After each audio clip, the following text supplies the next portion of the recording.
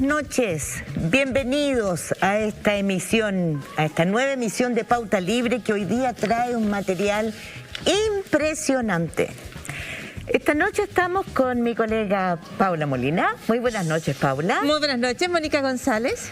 Y con Mauricio Weibel, que no es un invitado, porque como ustedes deben saber, y si no lo saben se los cuento, él forma parte de este canal, ya que creó la unidad de periodismo de investigación de la red. Y hoy día nos trae una sorpresa con una noticia que impactó a todo el país.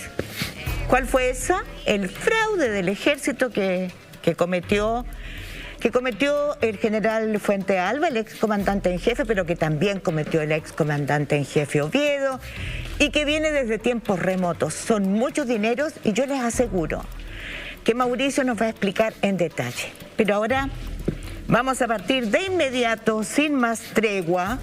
Prometo que no voy a hacer preguntas largas, así que no se preocupen. Pido perdón por lo que pasó en el debate. No. Prometo. Porque ahora vamos a empezar de inmediato con el invitado que tenemos, porque hoy día hubo otra noticia esta semana que recorrió el mundo. Sí, de nuevo. Las platas negras del general Pinochet. Porque la justicia española reabrió un caso contra el Banco de Chile por su complicidad o su presunta complicidad en el ocultamiento de las platas que el general Pinochet ocultó en sus cuentas secretas y que salieron a la luz en 2004 cuando el Senado norteamericano hizo una gran investigación. Y aquí estamos con el hombre que sin él no habría habido detención de Pinochet en Londres, no tendríamos juicio de Pinochet, no tendríamos idea de sus cuentas secretas y de lo que defraudó. Joan Garcés. Muy buenas noches, Joan Garcés. Muchas gracias por aceptar estar con Pauta Libre y con los auditores de Pauta Libre, que están ansiosos de saber más de esta reapertura del juicio que nos impacta de lleno y que fue noticia mundial. Muy buenas noches, encantado de estar con ustedes. Joan, partamos de inmediato entonces. ¿Nos podrías explicar? Porque aquí hay algo que con toda razón la audiencia se debería preguntar. ¿Por qué razón se reabre un caso sobre el Banco de Chile si las cuentas de Pinochet están en un letargo? Bueno, de hecho hoy día la familia Pinochet pidió que le liberaran 16,4 millones de los 1.600 millones de pesos que tienen custodia en el Banco de Chile para pagar contribuciones porque no tienen dinero. ¿Nos podría explicar? Porque parece que entonces en Chile no se hizo justicia, como en muchos otros casos, con la complicidad y de cómo triangularon dineros entidades financieras como el Banco RIX en Estados Unidos. Bueno, hay que empezar por el comienzo. Año 1996, los tribunales chilenos están cerrados a las víctimas de crímenes de lesa humanidad. Hay que encontrar una solución a ese problema. El sistema político es impermeable. Se abre una investigación en España. Se logra, tras 2 años de trabajo y de llegada masiva de las víctimas al amparo del Tribunal Español, en la detención. El día 18 de octubre del año 98. Al día siguiente, yo pedí y el juzgado aceptó un embargo cautelar de todos los bienes de Pinochet para responder de sus responsabilidades civiles ante las víctimas. Y desarrollamos un trabajo de colaboración gracias a ese embargo con el subcomité de investigaciones, el subcomité permanente del Senado de Estados Unidos. Y gracias a él, una investigación que inició los Riksbank, pudo descubrirse las decenas y más de una centena de cuentas bancarias del dictador. Por consiguiente, es en Estados Unidos donde se descubre el lanzamiento de bienes. Y en esta investigación aparece el Banco de Chile. Lo que hizo la justicia española fue colaborar con la chilena. Se inició a partir de una denuncia de la abogada doña Carmen Hertz, el caso Rich, propiamente dicho, de Santiago.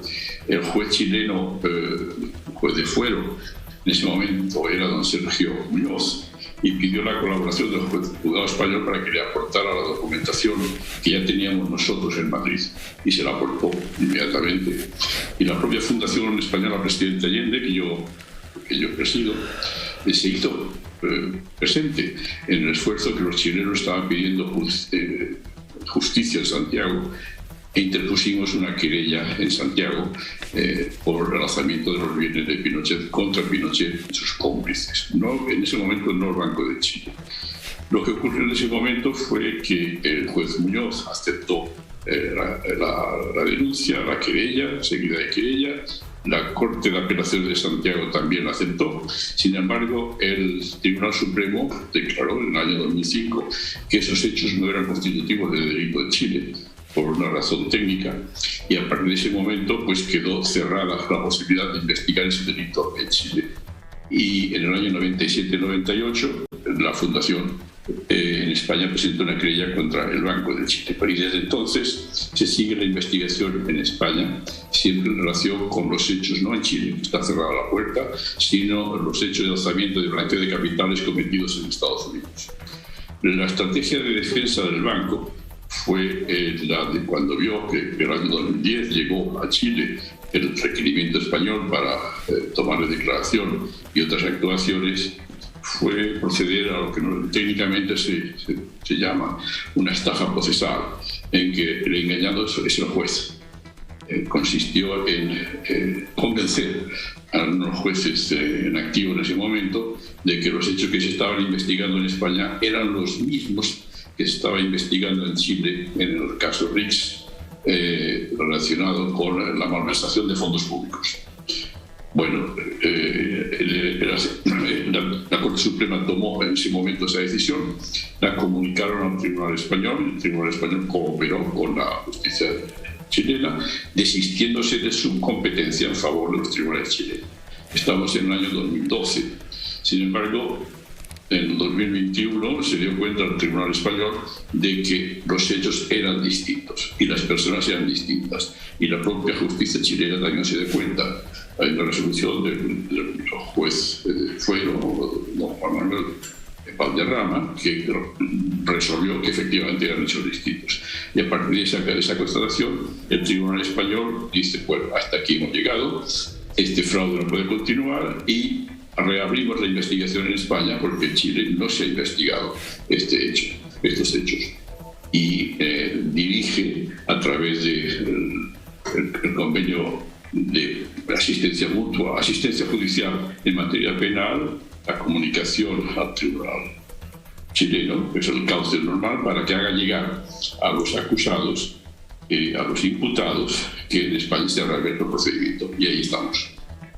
Joan Garcés, muy buenas noches. Muchísimas gracias por estar con nosotros en Pauta Libre. Usted es una persona relacionada con Chile hace tanto tiempo, ¿no? Desde antes del golpe militar, desde antes del gobierno de Salvador Allende. Yo quiero preguntarle respecto a lo que en este momento se reabre. Cuando usted dice que hay una estafa procesal, ¿se refiere a que no se realiza, se dice que se va a investigar el caso y no se investiga? ¿El Banco de Chile ofrece en algún momento colaborar o siempre está en la línea de no hacer ningún tipo de diligencia que permita esclarecer si este dinero está allí y de qué manera se puede cumplir con las obligaciones que las preguntas que ustedes están haciendo desde España? Los actos ilícitos del Banco de Chile están demostrados. En Estados Unidos, el Departamento del Tesoro le impuso una sanción económica y le obligó a liquidar, a cerrar las sucursales que tenía en Miami y en Estados Unidos. El director de las sucursales en Miami y en Nueva York.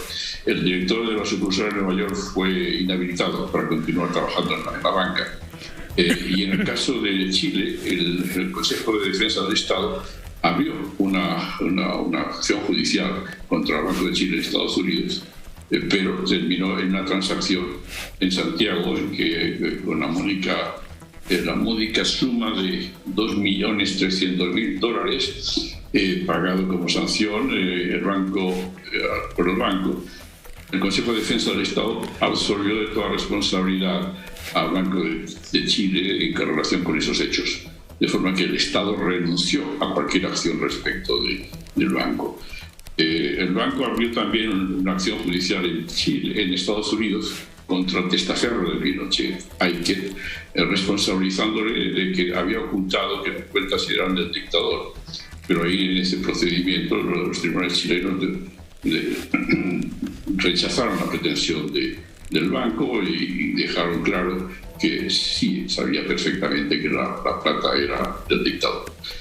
Y cuanto se refiere a España, pues está en una posición coherente con la anterior de obviamente negarse a todo tipo de colaboración con la justicia, cosa que no nos extraña. También estaba en esa posición el Riksbank, pero logramos que toda la plata que había entrado por el circuito bancario de Pinochet, del orden de más de $8 millones, que ya no estaban en el banco, a pesar de eso, del propio bolsillo de los dueños del banco, indemnizaron a las víctimas y yo pude distribuir en Chile entre ellas esos $8 millones. Esperamos también que con paciencia y tiempo logramos lo mismo en el caso del Banco de Chile, pero va a ser una batalla difícil. Señor Garcés, 2 preguntas. ¿A cuánto es el monto total? ¿Son estos $8 millones o es más en todo el sistema financiero global? Y lo otro, ¿cuáles son los pasos a seguir ahora? ¿Qué es lo que viene?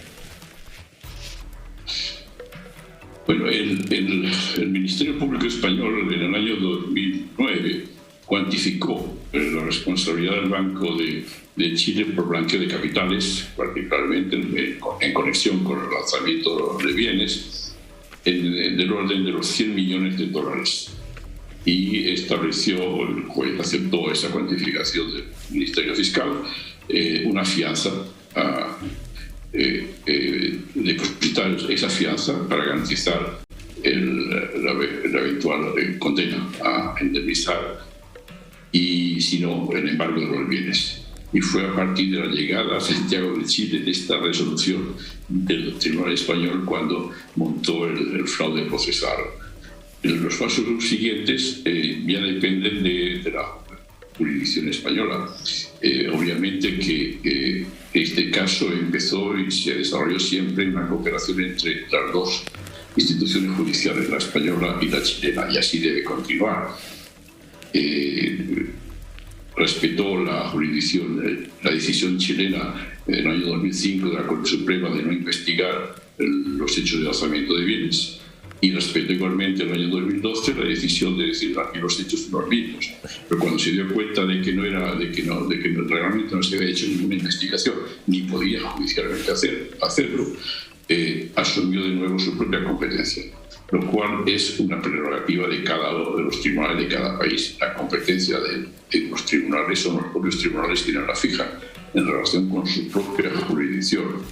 Y por consiguiente el procedimiento va a seguir adelante en España. Señor Garcés, tal como usted dice, en el proceso hay pruebas, ¿no es así?, de que el Banco de Chile sabía, y no como dice que no tenía ni idea, que estas cuentas eran de el general Pinochet. Porque incluso hay unos mails de su albacea, Oscar Aiken, en que cambia, previendo que puede haber problemas, cuentas que servían para las comisiones de armas, porque se nos olvida a veces que eran pago de comisiones de armas, ¿no? Para que unas cuentas que estaban en el RIX se vayan a otro banco en Suiza.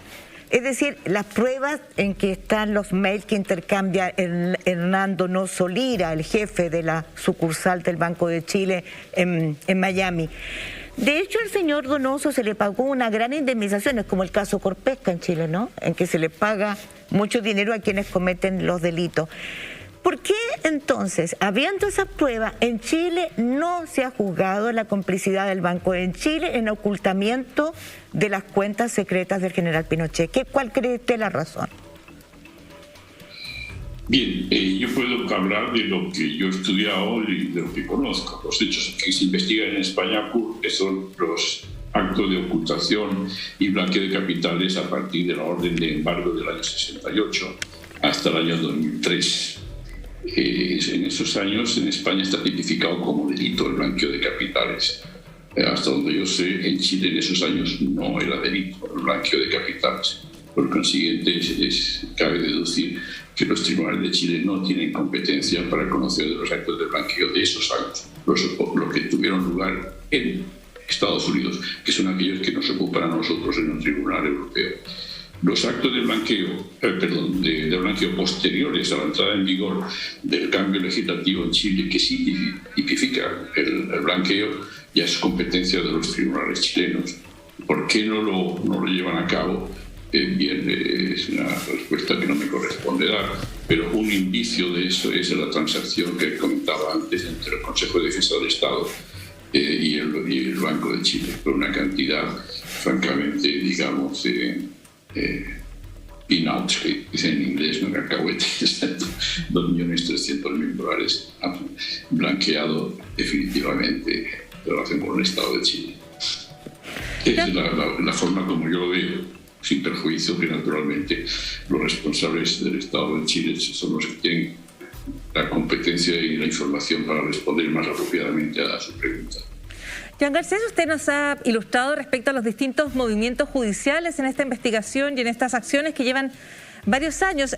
Yo quería pedirle que recordara para nosotras, para nuestra audiencia, el origen de estos dineros, de acuerdo a los antecedentes que usted tiene, de dónde viene toda esta fortuna, porque son cifras bastante altas de dinero, excepto la última que usted describe, ¿no es cierto?, que es este acuerdo que se logra por un monto que es muy pequeño en relación a lo que se está conversando en general. Y me gustaría que nos dijera también hacia dónde o qué persigue usted, hacia dónde llevar estos dineros si es que efectivamente se consigue lo que ustedes están pidiendo, esta fianza que le han pedido al Banco de Chile.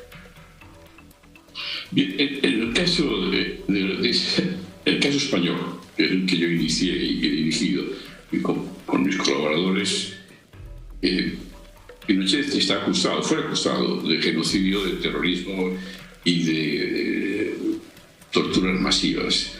Y se consideró que el dinero que había escondido respecto del embargo era de origen ilícito. Pero ilícito en cuanto que era un dictador, el mayor criminal de la historia de Chile, sin duda, que puso al Estado un instrumento para cometer crímenes masivos, no solamente en cuanto a libertad y a la vida, sino también en cuanto a explotación social y económica del pueblo de Chile, y que ese dinero, por consiguiente, tenía un origen ilícito, en la medida que era ilícita la jefatura del Estado, con cuyos instrumentos se apropió de ese dinero. Esa es la figura jurídica en el procedimiento español. En el procedimiento chileno del caso Rix es distinta. Ante los tribunales de Chile, por parte de los tribunales, no se ha ni de la representación del Estado chileno hasta el momento, quizás cambie en el futuro, no se ha cuestionado la legitimidad del dictador y por consiguiente las acciones judiciales han sido dirigidas a la figura jurídica de la malversación de caudales públicos. Y en ese sentido, también en ese campo, las dos investigaciones son totalmente distintas. Entonces, ilícito el dinero ante un tribunal español porque es apropiado a partir de una acción de violencia en que se apropia de los recursos del Estado en su totalidad. Y en cambio en Chile pues es simplemente malversación de fondos públicos, como puede cometer cualquier funcionario. Señor Garcés, otra vez dos preguntas. La primera, si ha tenido contactos con representantes del Banco Chile en estos años o en este último tiempo. Y lo segundo, ¿cuál cree usted que es la importancia de la decisión de ahora de la justicia española en términos de jurisprudencia hacia el futuro? El contacto ninguno. Es evidente que rehuye el Banco de Chile cualquier contacto al respecto en los tribunales o fuera de los tribunales. La importancia es la misma que tuvo desde el primer día este caso, es decir, cuando la víctima de un delito se encuentra en una situación de impunidad absoluta en su propio país y existen leyes nacionales e internacionales y tratados que permiten su persecución, pues es lógico que acudan a los tribunales donde puedan recibir amparo. Y es el caso del que estamos hablando. son las propias agrupaciones chilenas afectadas las que se han dirigido al Tribunal Español pidiendo su actuación, su amparo, su tutela judicial efectiva, en este caso de apuntamiento de bienes que les estaban destinados como indemnización. Y también las agrupaciones de derechos humanos se han dirigido esta semana a la Corte Suprema de Chile, diciéndole que son parte creyente en el procedimiento español, por consiguiente la decisión que van a tomar en Chile les afecta y les piden que igual que tienen la tutela de los tribunales españoles, que también los tribunales chilenos les reconozcan esa tutela. En ese sentido, pues la principal enseñanza de este caso es justamente el de esa cooperación judicial internacional y el efecto, yo llamo siempre de bola de nieve, que tiene el haber logrado la detención de Pinochet y que fuera concedida su extradición a efectos de enjuiciamiento, que sigue rodando en el mundo entero como precedente y sigue rodando en Chile indudablemente, y esta es una de las manifestaciones concretas. Señor Garcés, tomando la misma línea de lo que nos decía Mauricio, es la Corte Suprema la que tiene que decidir en estos momentos qué va a pasar con la demanda de la Audiencia Nacional Española. Sin embargo, yo creo que esto reabre un caso que es cuánta plata fue la que defraudó el general Pinochet, cuánta plata es la que sacó de gastos reservados, de comisiones de armas y dónde se encuentra actualmente. Y esto también tiene una importancia en Chile en momentos que los derechos humanos adquieren una connotación muy importante. ¿Qué le parece a usted esa arista? Si es posible avanzar en Chile sobre eso o en España. En España, desde luego, se va a avanzar. La notificación que le pide el Tribunal Español que lleve a cabo la justicia chilena es una cuestión de trámite. España no cuestiona a la jurisdicción chilena para investigar esos hechos. No la cuestionaron nunca. De forma que si Chile, los tribunales chilenos, de una forma u otra quieren llevar adelante esa investigación dentro de su ámbito judicial, es evidente que España la va a respetar. Pero a su vez, naturalmente, España tiene su propia jurisdicción que es territorial. Esto es muy importante. Los hechos de blanqueo se producen en Estados Unidos, pero los efectos de ese blanqueo son en el procedimiento español, donde hay más de 22.000 víctimas de violaciones de derechos fundamentales, la mayoría de nacionalidad chilena, pero hay 15 nacionalidades, más de 22.000, a las que el Tribunal Español ha dado amparo. Y por consiguiente el procedimiento va a seguir adelante. Ahora, si en Chile se cerró definitivamente con el caso de la defraudación al fisco, es un asunto que ya a mí no me compete, serán las autoridades competentes actuales o futuras las que tengan que pronunciarse al respecto. Señor Garcés, muchas gracias por haber aceptado estar con nosotros, con la audiencia de Pauta Libre, para explicar este caso, esta noticia que esta semana nos remeció y remeció a muchos, porque viene a traer a acotación un tema que nos persigue desde hace muchos años, que es falta de justicia sobre hechos de corrupción que afectaron al ex comandante en jefe y al dictador Augusto Pinochet. Muchas gracias, señor Garcés. Y me permiten un minuto nada más. Por supuesto. Que el esfuerzo y la lucha que el pueblo de Chile ha llevado a cabo para exigir justicia ha logrado progresos muy importantes.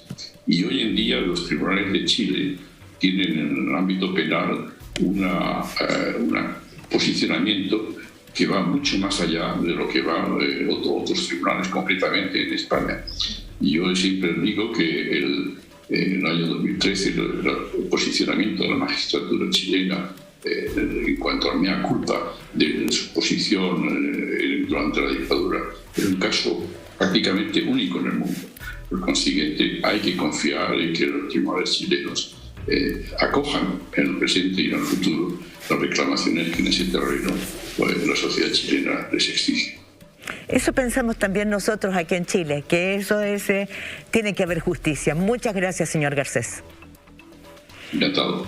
Muchísimas gracias. Bueno, y debo decirles que ahora nosotros entonces vamos a pasar a otro caso que tiene directa relación, porque esa corrupción que se empezó con el comandante en jefe siguió con los sucesivos comandantes en jefe porque el control civil no se realizó. Y después vamos a tener al fiscal Gajardo, al ex fiscal Carlos Gajardo y al fiscal Claudio Uribe, que acaba de renunciar por las presiones políticas que el Ministerio Público no es capaz de resistir, hablando de lo que pasó con el caso SQM también esta semana. No se vayan, porque vamos a escuchar los consejos de quien hacen posible que nosotros trabajemos con plena libertad editorial.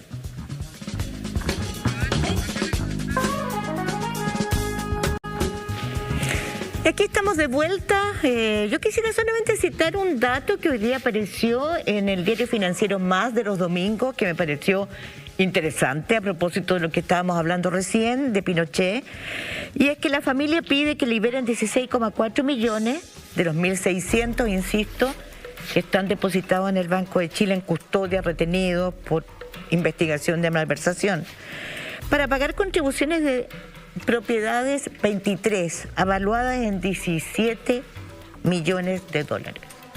Más de 17 millones de dólares.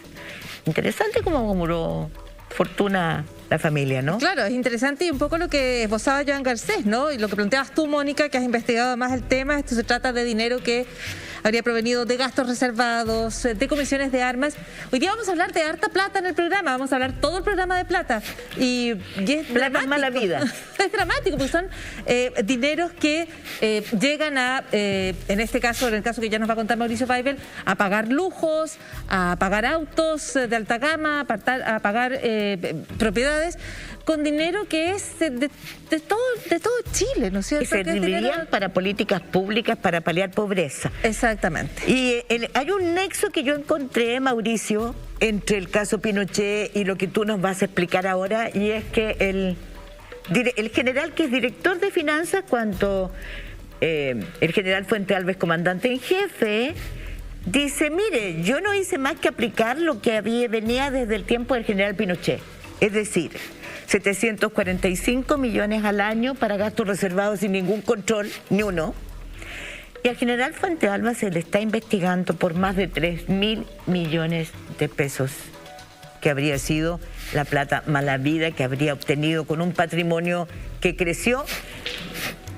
¿Por qué no nos explicas, Mauricio? Te invito al pizarrón que tú pediste tener, porque creo que esto merece que conozcamos. Porque ya está bueno ya, ¿no? Hay que ponerle coto a esto. O sea, hay 8 formas de malversación y blanqueamiento, de acuerdo a lo que planteó el fiscal Morales, así que Mauricio Weibel va a poder ir una a una con ellas aquí en el Pauta Libre. Ya, bueno, vamos al pizarrón. Bueno, partamos diciendo lo siguiente. Estamos colocando frente al pizarrón. Nos estamos sacando el pizarrón, Mauricio Weibel. Partamos diciendo lo siguiente, ¿no?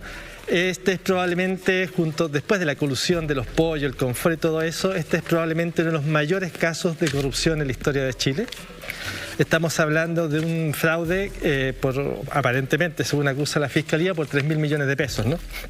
Y vamos a tratar de explicar cómo se armó esto y cómo esta investigación hoy nuevamente apunta hacia civiles. Eso es lo que hoy día vamos a tratar de explicar y dilucidar de la forma más simple posible, ¿no?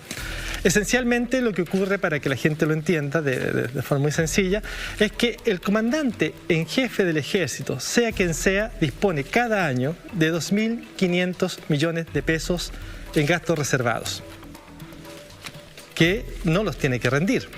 Durante años no los tuvo que rendir. O sea, solamente a final de año le entregaba un papel al Contralor General de la República donde le decía, me lo gasté bien, lo gasté adecuadamente, en una sola hoja, sin respaldo, sin boleta, sin ningún documento que comprobara esto. Mauricio, solo en teoría, ¿en qué se supone que se debería gastar este dinero? ¿Cuáles serían? Lo dice el propio general Fuente Alba, ¿no? En su declaración ante la Fiscalía. Esto tendría que haberse gastado esencialmente en la defensa, ¿no? O sea, lo que uno se imagina, espionaje, gasto extra. Defensa del país. En la defensa del país, en la defensa estratégica exterior del país. Eso es lo que tendría que haber sido gastado estos recursos. Ojo, son 2.500 millones de pesos en gastos reservados anuales. O sea, cada comandante en jefe del ejército dispone de 10.000 millones de pesos en su periodo, ya en su gestión de 4 años, que los puede gastar sin ningún tipo de restricción. Evidentemente eso equivale, para que la gente lo entienda, a la construcción en esa época, ¿no? Comparando los precios de esa época, equivalía a la construcción, por ejemplo, de 3 colegios bicentenarios. O sea, tú le pasabas a un funcionario público el equivalente a lo que costaba la construcción de 3 colegios bicentenarios, como el que se hizo en Colina en esos años, ¿no? Esa es un poco la cantidad, digamos, ese es un poco lo que disponía sin ningún control cada comandante en jefe del ejército. A nosotros nos tocó empezar a investigar esto y recuerdo que la primera que nos llamó mucho la atención era el tema de las ventas de las casas, ¿ya? ¿Qué es lo que sucedía? El general Fuentealba le vendía la casa al hijo. El hijo se la vendía al otro hijo y después se la volvían a entregar al general Fuentealba, ¿no? Y nosotros no lográbamos entender por qué pasaba esto. Lo que lográbamos fue identificar que existían estas operaciones, ¿no? Y no lográbamos entenderlo porque claramente como periodistas no podíamos abrir la cuenta corriente del general Fuentealba. Pero la justicia sí lo hizo, una vez que este caso estalló, una vez que se hizo la denuncia en la prensa. Y lo que se estableció es que el general Fuentealba logró comprar estas casas, ¿ya? Compró una casa un año antes de asumir como comandante en jefe del ejército, compró una casa en 8.500 UF. ¿Ya? Y pagó durante 18 meses la cuota regularmente. Y en el mes 19, un año después de estar al mando del ejército, el general Fuentealba pidió otro crédito por 8.200 UF y prepagó al contado la casa. Luego pasaron 12 meses y pagó nuevamente al contado este dinero. El problema es que hasta ahora, en los informes de la Fiscalía, en la investigación, no hay constancia. No hay constancia de ninguno de estos pagos. O sea, no hay constancia del origen de esos dineros con los que pagaba, porque no eran créditos. No, sí eran créditos, pero mira, lo primero que vimos, el 1, fue gastos reservados, ¿ya? Y cuando vimos gastos reservados dijimos que él disponía de 2.500 millones de pesos sin ningún tipo de restricción. Eso es lo 1. Luego, el número 2 son los depósitos del general, ¿ya? Y lo que se estableció es que en las cuentas corrientes del general había depósitos o abonos por 7.000, entre las de él y la mujer, por 7.900 millones de pesos, que estaban distribuidos en 6 bancos alrededor de Chile y Estados Unidos, básicamente, ¿no? Ahí la gente lo está viendo en pantalla, ¿ya? Ese es el monto que solo había en depósitos en las cuentas corrientes del general Fuentealba, 7.200 millones de pesos, ¿ya? En el periodo en que esto es investigado, ¿no? O sea, el periodo en que estaba en la comandancia en jefe y un poco antes, un poco después, ¿ya? Eso es lo que se descubrió, ¿no? Pero luego la Fiscalía investigó un tercer punto, un tercer tema, que eran las inversiones que había realizado Fuentealba. Y en esas inversiones se descubrió que eran inversiones por casi 3.000 millones de pesos en este periodo. O sea, estamos hablando de para que la gente lo entienda, estamos hablando de casi 1.000 veces lo que es su sueldo como general. Un general tiene un sueldo de 3 millones, estos son 3.000 millones en inversiones. O sea, no hay correspondencia. No hay ninguna forma de justificar cómo esto se producía, no hay ninguna forma de establecer matemáticamente que esto fuera posible.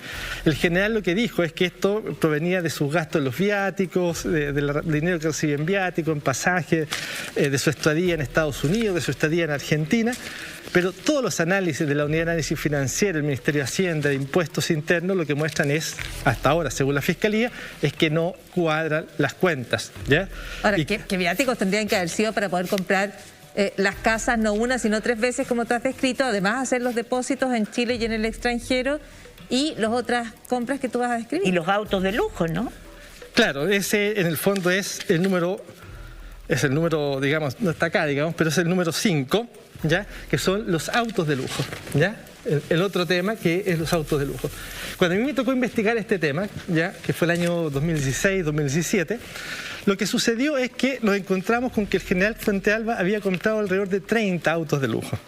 ¿30? Sí, estamos hablando de Porsche, estamos hablando de Audi, muchos Audi, básicamente no es que Audi. los 30. Me traiciona la falta de imaginación. ¿Qué haces con 30 autos?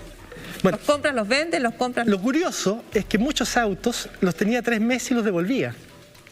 ¿Ya? Entonces, los tenía 3 meses y los devolvía, y había otra cosa aún más curiosa, que era cuando el general Fuentealba, ya en estas múltiples operaciones, hacía resiliaciones, que yo no sabía lo que era cuando lo investigué, pero las resiliaciones, ¿ya?, son operaciones en que tú compras el auto y antes que lo inscriban, ¿ya?, en el registro civil, tú te dices, no, yo no lo voy a comprar, entréguemelo de vuelta. La plata, y yo le entrego el auto de vuelta. O sea, se hace la operación, pero sin que quede siquiera registrada.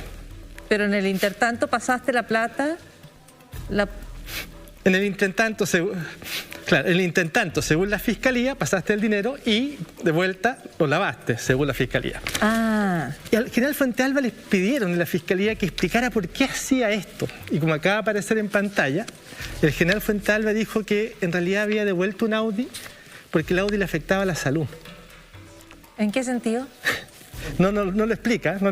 Pero es curioso que un comandante... El Audi le hace mal, o sea, el auto era malo para su salud. Eso fue lo que dijo, que es lo que estaba recién en pantalla ahí. Mauricio, pero finalmente lo que tú estás contando en este caso es que la Fiscalía lo que investiga es que hay operaciones reiteradas y sucesivas de lavado de dinero del general Fuentealba y de su mujer Ana María Pinochet, ¿no es así? Sí. Exactamente. Y lo que hoy día se está empezando a investigar, porque ya está hecha la acusación, ahí está la gente, está nuevamente viendo en pantalla esta declaración del general Fuentealba que explica que devolvió el auto Audi porque era malo para su salud, digamos, son declaraciones de él, no nuestras. Bueno, lo que hoy día está investigando en el fondo la Fiscalía, o la arista que se empieza a abrir, es el papel del sistema financiero, el sistema bancario, ¿no? Porque evidentemente cuando Fuentealba hizo todas estas operaciones, debieron haberse hecho las alertas a la unidad de análisis financiero, al Servicio de Impuesto Interno, en fin, a las autoridades competentes. Pero al igual que en el caso Paco Gate, en que el Banco de Estado no hizo ninguna alerta prácticamente de las operaciones que ocurrían, acá tampoco hubo alertas. Entonces se está investigando dos cosas. ¿Por qué se le dieron estos créditos? ¿Contra qué garantías? ¿Por qué no aparecen en la cuenta corriente del general Fuentealba los pagos de estos créditos? ¿Cómo se pagaron? ¿Cuáles fueron los ejecutivos que operaron en esto? En definitiva, ¿cómo esto sucedió? Y si hubo o no algún papel del sistema bancario en estas operaciones de lavado de dinero y malversación de caudales públicos, definitivamente, ¿no? Ese es un poco lo que hoy día está en cuestión. Y el otro punto, ya que es el punto número, digamos, de las tarjetas de crédito, es que hay por lo menos 6 créditos, ¿ya?, que Fuentealba nuevamente pide, créditos por 17, 50, 30 millones, que paga 2, 3 cuotas o que los paga rápidamente, ¿no? Entonces queda la duda, ¿por qué alguien va a pedir 50 millones y los va a prepagar a la vuelta de la esquina, ¿no? ¿Y por qué eso no está en las constancias? ¿Dónde están los registros de esto? ¿Qué pasó en el banco con esto? ¿Por qué nadie dio la alerta? ¿No? Porque estamos hablando de pagos al contado de deudas cuantiosas. Sí. De una persona que ocupaba un cargo público importante. Y no hubo alerta ninguna que dijera, ojo aquí. Claro, que es la gran falla de todo el sistema, ¿no? Que en el fondo la unidad de análisis financiero no hace una alerta, no hace un seguimiento, o no hacía, no soy día, no hacía un seguimiento estricto de los funcionarios públicos. Yo siempre cuento la anécdota de que el primer documento que nos encontramos eran los gastos de un cabo. Un cabo que se había apostado 2.400 millones de pesos en el Casino Montechelo, aquí en la zona norte de Santiago. Estamos hablando de 2.400 millones de pesos, ¿no? Entonces yo recuerdo que cuando recibo el documento, lo veo y no lo publiqué. Y no lo publiqué porque dije, no, alguien aquí puso un cero de más, esto no puede ser. ¿Cómo alguien se va a gastar 2.400 millones en el casino, ¿no? Entonces nos conseguimos un segundo documento. Y ese segundo documento decía que este cabo se había gastado 2.400 millones, pero solo o prácticamente solo jugando al tragamonedas. Entonces yo decía, ¿cómo alguien va a estar... Si la apuesta al tragamonedas de 300 pesos, ¿cuántos años, cuánto tiempo tiene que estar alguien para gastarse 2.400 millones? Mi punto respecto a los 30 autos, los 6 créditos, la plata que viene y que va, que de verdad tiene un componente que llega a ser jocoso en el descaro.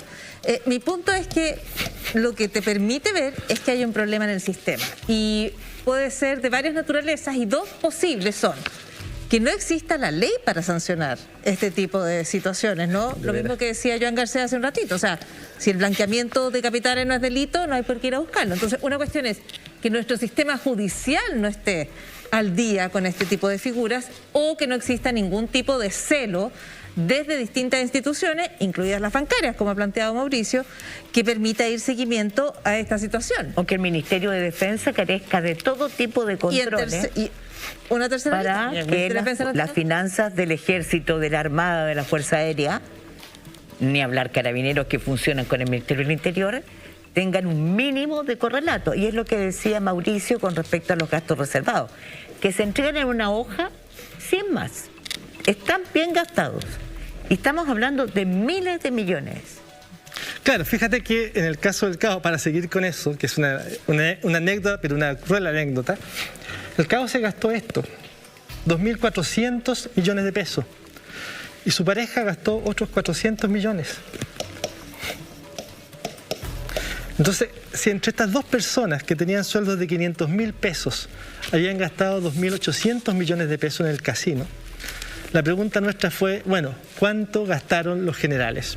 Y ahí empezamos a investigar a Fuente Alba, a Oviedo y a varios más y logramos establecer los indicios de esto que luego tomó la justicia, ¿no? Pero evidentemente de lo que hablamos es lo que dice Mónica, ¿no? Lo que ha dicho tú, Paula, de que en el fondo no existen controles. Porque hasta el día de hoy, las compras de autos de lujo no son informadas a la unidad de análisis financiero. Hasta el día de hoy ese es uno de los mecanismos favoritos para lavar dinero en Chile, ¿no? Comprar autos de lujo, resiliarlos, volver a comprarlos. Y ese es uno de los negocios quizás de muchas automotoras, ¿no? Hacer convenios con los narcos y lavar dinero de esa forma, ¿ya? En este caso hablamos... En este caso de lo que hablamos es de que se tomaron los gastos reservados, ¿ya? Es la imagen 1, que pronto la van a ver ustedes en pantalla. Y los gastos reservados son básicamente, como decíamos, para la defensa nacional. Pero se mantuvieron, y se mantuvieron solo para, en el fondo, ser defraudación. Perdón, pero aquí estamos hablando también de gastos desproporcionados para dos ítems de los que yo recuerdo bien en este caso, para la mantención de la casa del comandante en jefe, en que son absolutamente desproporcionados, que era una cuenta que venía, insisto, desde el tiempo del general Pinochet, y para viajes, 38 viajes en helicóptero, en avión a Puerto Velero, donde tenía su departamento, su casa de descanso, el general Fuente Alba, y entonces cuando quería ir se tomaba la libertad de que el ejército le financiara y le pagara el viaje a Puerto Velero. Son 38 viajes que no tienen ni una sola justificación, ¿no es así, Mauricio? Sí, claro. Ahora, esto, lo triste de esto, lo increíble de esto, es que esto se descubre por una gran casualidad. Pues yo recuerdo que hablaba con quienes investigaban esto y no lograban dar con la hebra, ¿no? No lograban poder demostrar qué había pasado con los gastos reservados justamente porque no quedan registros. Y se descubre porque en algún minuto el primer ministro que estudiaba este caso, el primer ministro civil que investigaba este caso, el ministro Astudillo, un día llega a su escritorio y encuentra un sobre, sin remitente. El sobre le decía, investigue al coronel Vázquez. Y Vázquez era el hombre que administraba los gastos reservados. Bueno, Astudillo no alcanza a entrevistar a Vázquez porque asume la ministra Romy Rutherford, ¿no? Y la ministra Rutherford le pide el teléfono a Vázquez, se lo incauta. En el teléfono Vázquez tenía los WhatsApp con Fuente Alba, que decían, mi general, le deposito nuevamente como siempre. Eso está en el expediente. Y es gracias a esos WhatsApp, es gracias a esa información, a la confesión de Vázquez, que todo esto se termina conociendo. Pero es en el fondo una casualidad, y eso habla de la debilidad del sistema chileno para investigar corrupción. Y gracias también a la ministra Romy Rutherford, que ha hecho una investigación acuciosa, exhaustiva, y que ha estado sometida a toda clase de presiones. Y ella ha seguido adelante.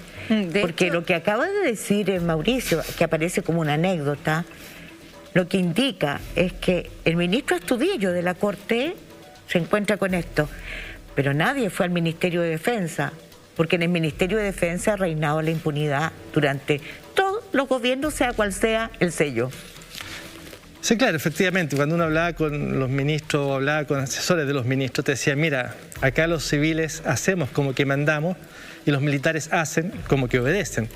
Pero en la práctica los ministros sabían lo que estaba sucediendo, porque veían llegar a los generales los Porsche, veían llegar a los generales los Audi, y las cuentas no calzan, simplemente no calzan. O sea, ¿cómo iba a ser posible que un coronel, por ejemplo, tuviera un Audi y un Porsche? Ni siquiera Fuentealba, estamos hablando de coroneles. ¿Cómo iba a ser posible que pudieran tener 3, 4 casas? En Pucón, en Viña, en la Dehesa, ¿no? Esto estalla porque en algún minuto el tesorero del ejército es llevado a la cárcel por los mismos militares y él decide hablar y contar todo. Esto estalla porque alguien denuncia a Vázquez, pero no porque hayan funcionado los controles. Mauricio, ¿y hay declaraciones de bienes que sean necesarias para comandantes en jefe, para quienes ostentan esos cargos? Claro, tienen que hacer la declaración de bienes, pero justamente por eso es que hacía este sistema, ¿no? De que le vendía la casa al hijo, el hijo a él, el hijo al otro hijo, en fin, ¿no? Las triangulaciones. Las triangulaciones. Ahora, yo también me acuerdo que me encontré con una carta de Fuentealba para que la gente logre entender la magnitud de esto, en que él estaba comprando una casa y manda una carta a la constructora en que le dice, ofrezco pagar al contado. Eran 600 millones de pesos. Y él ofrecía pagarlo al contado, por escrito, en una carta a la constructora. O sea, estamos hablando de ese nivel de manejo de recursos, de ese nivel de dinero, y ese es el nivel de la acusación que hoy día hace la Fiscalía, que está pidiendo para Fuentealba 15 años de cárcel y para su mujer, Ana María Pinochet, otros 10 años de cárcel, ¿no? Que sería probablemente, si es que se cumple, sería la pena por corrupción más alta que se haya conocido en la historia de Chile.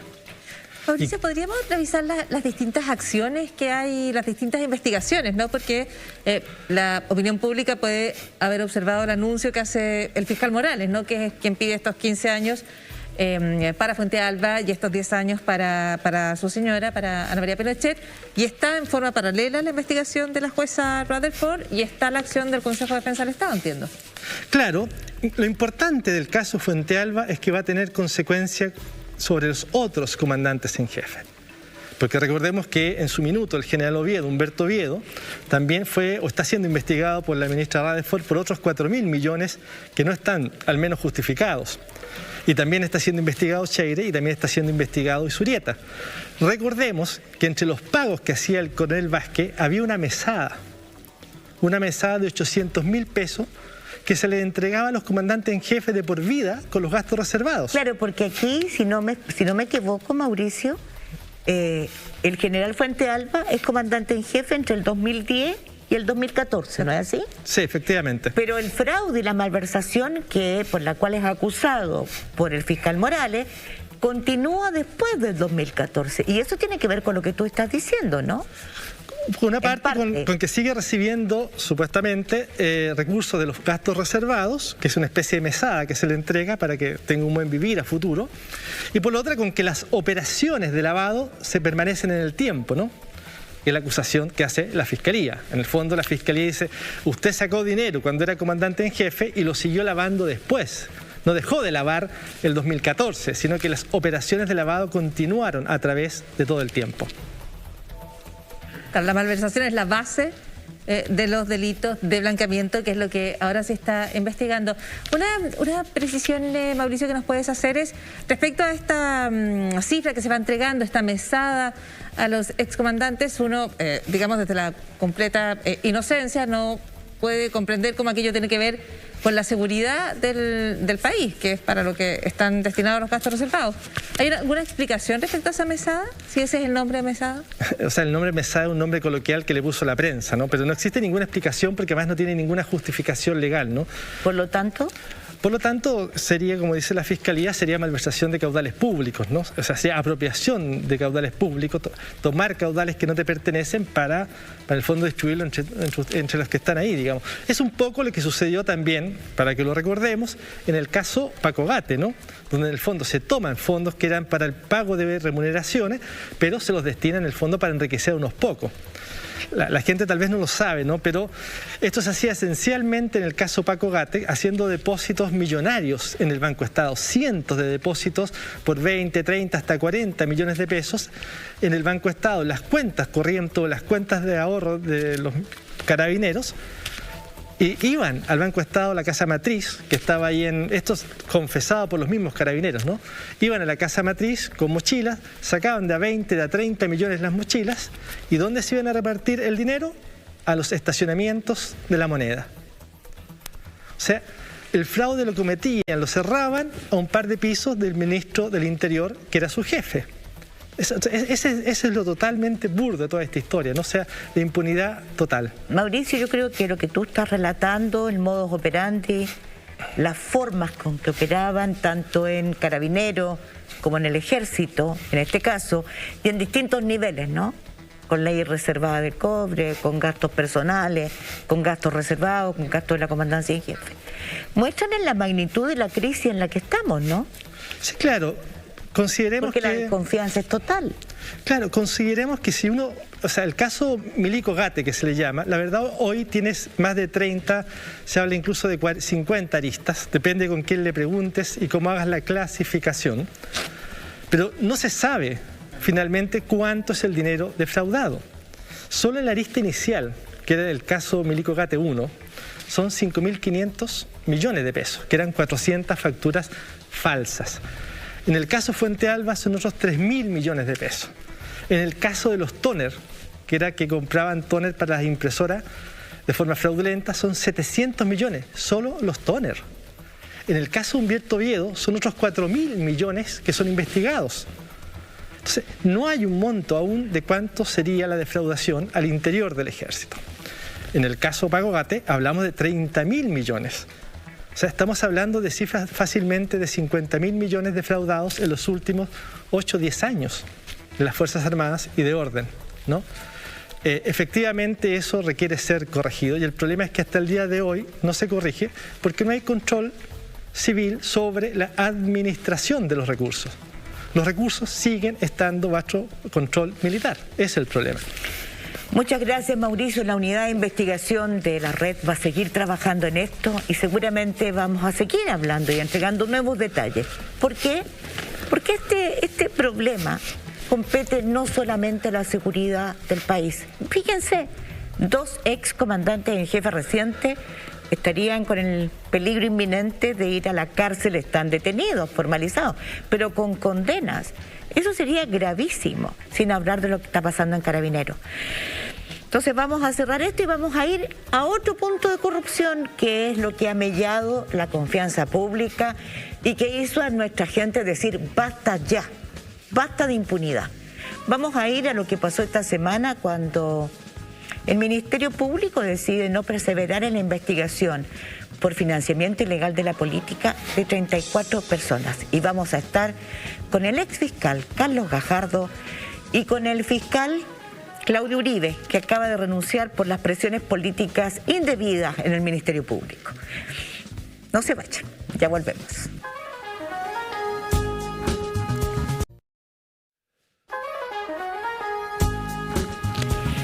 Muchas gracias por recibirnos allí donde ustedes estén para hablar de lo que importa en este país. Estamos con mis colegas Paula Molina y Mauricio Weibel y con 2 invitados de lujo porque queremos hablar de lo que fue noticia esta semana, ¿no? La constatación de la impunidad que ha reinado no solamente en casos como esas clases de ética para las colusiones, de medicamentos, para el Grupo Penta, sino también, o como hablaba Mauricio recién, ¿no? Durante tantos años sin control los fraudes del ejército, sino también cuando acabamos de saber que el Ministerio Público decide no perseverar y se cierra definitivamente, quedan solamente 8 acusados para el juicio del financiamiento ilegal de la política, algo que corroyó la fe pública, algo que corroyó las instituciones y su correspondiente son leyes que están mal hechas, que defienden intereses privados. Estamos con Carlos Gajardo, que fue el exfiscal que destapó los casos de mayor connotación, caso Penta, Soquimich y lo que sigue, y con el fiscal de Valparaíso, Claudio Uribe, que fue fiscal histórico, presidente de la Asociación de Fiscales, y que con mucho coraje esta semana ha dicho no, no voy más, me voy y renuncio porque el Ministerio Público no ha sabido hacer frente a las presiones políticas. Es eso lo que usted dijo, ¿no? Entre otras cosas, pero sí, eso he dicho. Perdóneme, pero ¿lo pensó mucho antes de decir aquello? Porque usted se da cuenta de la magnitud, o sea, el Ministerio Público no sabe resistir, no tiene poder, es débil, no resiste las presiones políticas, las presiones externas. Es que irse de una institución donde uno ha estado 18 años claramente no es algo fácil, no es algo que uno pueda decidir de un día para otro, pero efectivamente, claro, llega un punto en que por muchas razones, entre esas efectivamente por entender que somos débiles frente al resto de los poderes del Estado, era necesario ya renunciar. Así que sí, me costó bastante. Carlos Gajardo, lo que acaba de hacer el Ministerio Público, de decir no persiste en la investigación de 34 personajes, entre ellos el ministro Peñailillo, que estaba anunciando candidatura a senador por la 8ª región. ¿Es uno de esos síntomas de la debilidad del Ministerio Público? Yo creo que lo que pasó en esta decisión que toma la Fiscalía de no perseverar es una crónica de una muerte anunciada, ¿no? Yo creo que era una decisión que se venía dilatando, pero que necesariamente, a la luz de todo lo que había pasado antes, era lo que la Fiscalía iba a terminar haciendo. En parte por responsabilidades propias, en parte por la decisión del Servicio de Impuestos Internos de no presentar querella en buena parte de esos casos, ¿no? Y hay que recordar, por lo tanto, es que acá finalmente lo que hubo fue un engranaje que consistió, por una parte, en maniatar al Servicio de Impuestos Internos, descabezar a Michelle Llorat, Cristian Vargas, que eran las personas, el director y subdirector, que habían presentado querellas en su momento, el año 2015, el 2015 lo echan, a mediados del 2015, y la segunda pata es maniatar al Ministerio Público, nombrar un fiscal nacional que, conocidamente, en lo que públicamente él se comprometió, y también después supimos en lo que privadamente negoció en reuniones con Guido Girardi en su casa, con Hernán Larraín en su oficina, y que luego se transparentó, ¿no? Las primeras declaraciones que da Abbott tras asumir dice: vamos a acotar estas investigaciones, lo dijo públicamente. Entonces no me parece a mí que sea novedoso. Lo que ha pasado es la crónica de una muerte anunciada, de la manera en que desgraciadamente las consecuencias, las acciones que se tomaron terminaron haciendo que la impunidad para este tipo de causas fuera la regla y las condenas fueran contadas excepciones. Carlos Gajardo, hay dos mecanismos en el caso Soquimich que tú has descrito, que uno tiene que ver con el Servicio de Impuestos Internos. Si el Servicio de Impuestos Internos no inicia la acción, quedamos en la situación que se decide esta semana desde Valparaíso, el caso se cierra. Estamos en un nuevo ciclo político. Yo creo que hay una cuestión que está más o menos clara en el país, y es que estamos en un nuevo ciclo, un nuevo momento político. ¿Es irreversible el cierre del caso Soquimich? Otro Servicio de Impuestos Internos con otra dirección, con otras directrices quizás, con otra mirada, ¿podría reabrir el caso en algún momento? No, eso ya no tiene vuelta, Paula, básicamente porque comienzan a operar otros institutos jurídicos que benefician a los imputados, básicamente la prescripción, ¿no? Razonablemente un sistema jurídico establece plazos respecto a los cuales tú puedes perseguir a las personas. Podemos discutir si esos plazos son cortos o no. Hay buenos motivos para, en los casos de corrupción, hacer que esos plazos sean más largos. En general, en nuestro país esos plazos son de 5 años. Y por lo tanto, habiendo transcurrido 5 años desde la comisión de estos hechos, ya es imposible que una nueva dirección intente reflotar estos casos, porque las defensas lo que van a decir: lo siento, este caso ya está prescrito. Pero coincido que estamos en un nuevo ciclo, en un nuevo aire, ¿no? El país no tolera ya más estos temas de falta de transparencia, de permitir estas situaciones de impunidad, y además ese nuevo aire también va a permear a las instituciones. El próximo año termina su cargo el fiscal nacional y por lo tanto además vamos a tener nuevas instituciones, nuevas autoridades también en el propio Ministerio Público. Sobre el fiscal nacional, y a raíz de por supuesto, lo vistoso que ha sido el cierre del caso Soquimich, el propio Abbott responde hace un par de horas con una columna a lo planteado más temprano por el periodista Daniel Matamala respecto a la impunidad.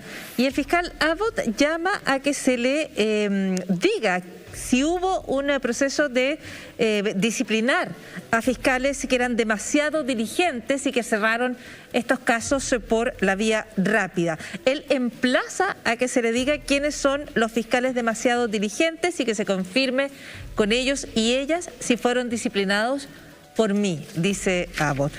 ¿Se siente parte de esos fiscales demasiado diligentes? A ver, distingamos, yo en lo personal, yo no soy un fiscal que haya investigado platas políticas ni que tenga que ver en eso. Pero sí lo que puedo decir desde la mirada de quien fue, por lo menos por 3 periodos, presidente de la asociación, es que efectivamente, somos parte de una institución piramidal, donde la cabeza es el fiscal nacional, que están los fiscales regionales y abajo los fiscales adjuntos, realizando sus investigaciones, tratando siempre de llegar hasta el final. Pero claro, la ley finalmente entrega a los fiscales regionales, que a su vez se coordinan con el fiscal nacional, las decisiones. Y de una u otra manera uno notó en el tiempo que siempre se adoptaron decisiones dentro de la legalidad, dentro de la norma, pero por regla general se fue siempre a las decisiones más consensuales, menos comprometidas, menos inquisitivas, a las decisiones que a lo mejor servían como para mantener la fiesta en paz, para mantener la cosa tranquila, y en pocos casos se llegó hasta el final. Cuando Carlos renuncia fue un caso emblemático de eso. O sea, existiendo la posibilidad de llevar al senador Moreira, me da lo mismo el sector político a todo esto, cuando está la posibilidad de llevar a juicio a un senador por hechos gravísimos, se opta por una salida alternativa. ¿Se estaba dentro de la legalidad en ese sentido? Sí, sin duda alguna. O por lo menos, de acuerdo a lo que uno conocía, ya se estaba dentro de la legalidad. Pero ¿era la solución correcta, atendía la gravedad de los hechos? Ese ya es otro tema, ¿ya? Entonces, no sé si la palabra es que se disciplinó o no se disciplinó a los fiscales, pero la impronta que se ha dado a la institución es más bien de contemporizar, de aquietar las aguas, de estar tranquilos, de dejar que pase el tiempo, más que de ir al choque, de ir al enfrentamiento, que yo creo que es lo que correspondía hacer en este tipo de casos.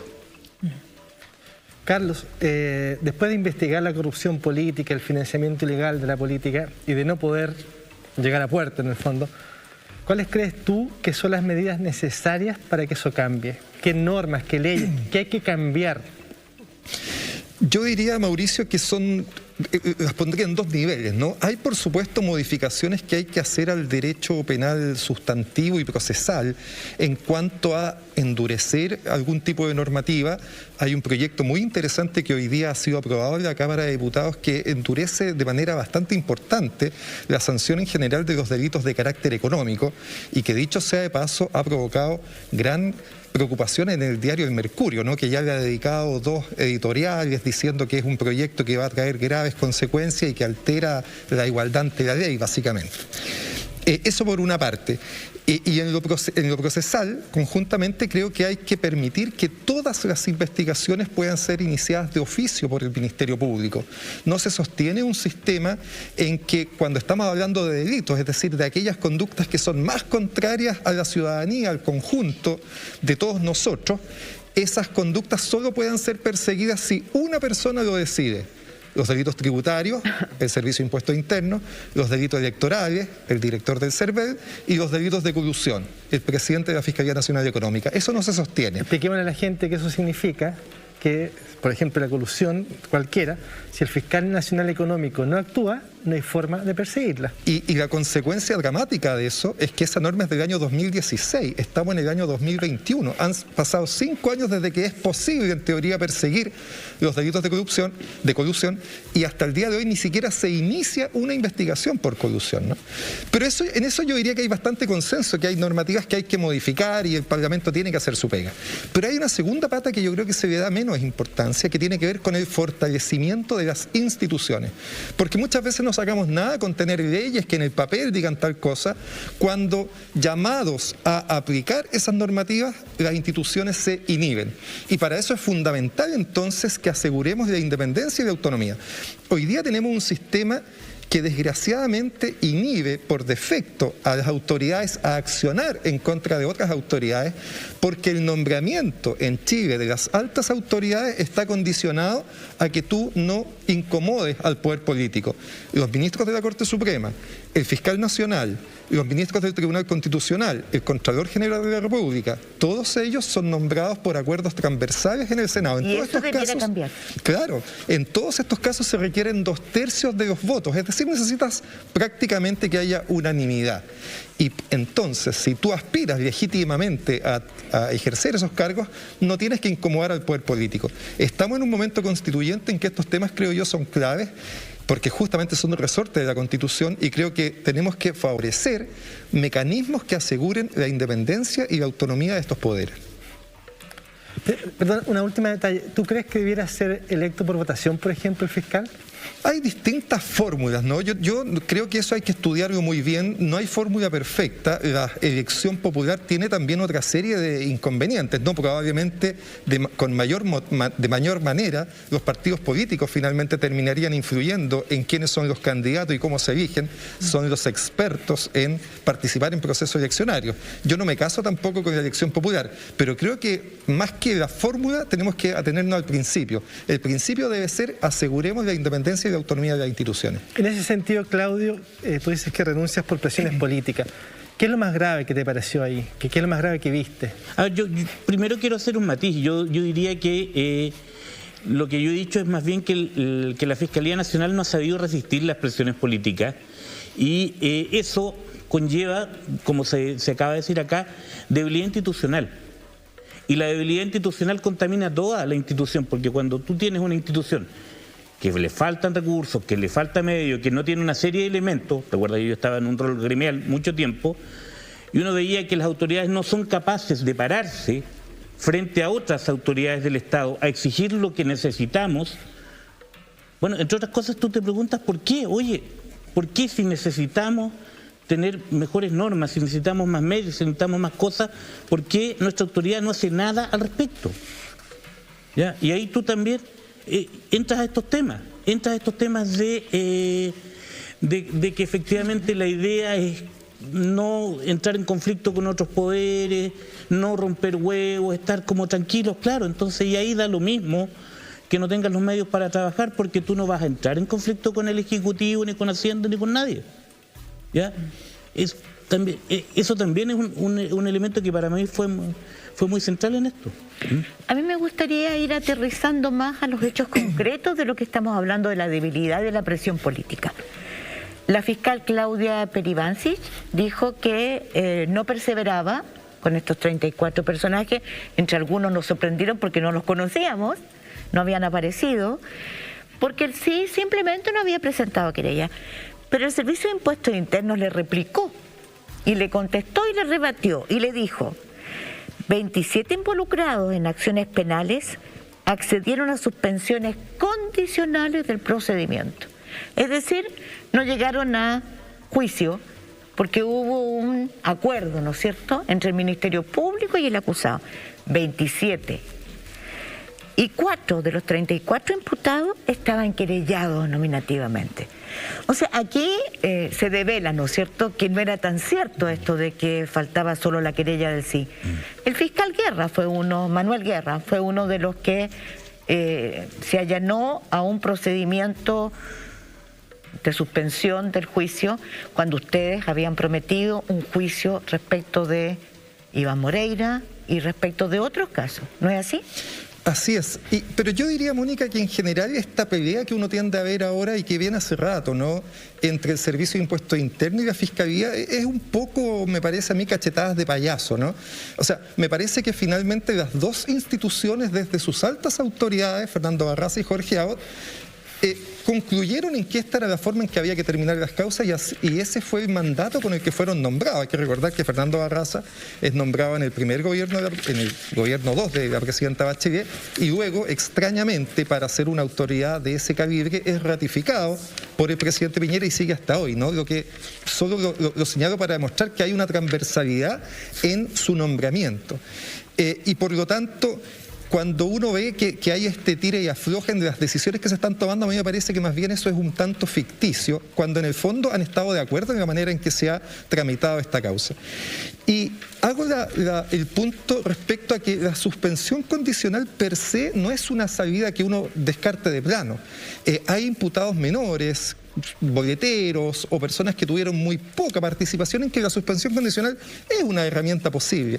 Si la crítica que se le hace a la suspensión de Iván Moreira tiene que ver con que fue el primer político involucrado en estos hechos, el político con el cual probablemente había más evidencia probatoria, ¿no? Estaban los famosos correos del raspado de la olla. Fue un político además que ganó gracias a este doping, a diferencia de otros, ¿no? Él gana con este doping y estamos en tiempos de Juegos Olímpicos. Cuando eso pasa, a la persona le quitan la medalla, ¿no? Bueno, ahí lo tenemos sentado en el Senado. Y adicionalmente había sido desaforado por la Corte Suprema, lo difícil que es.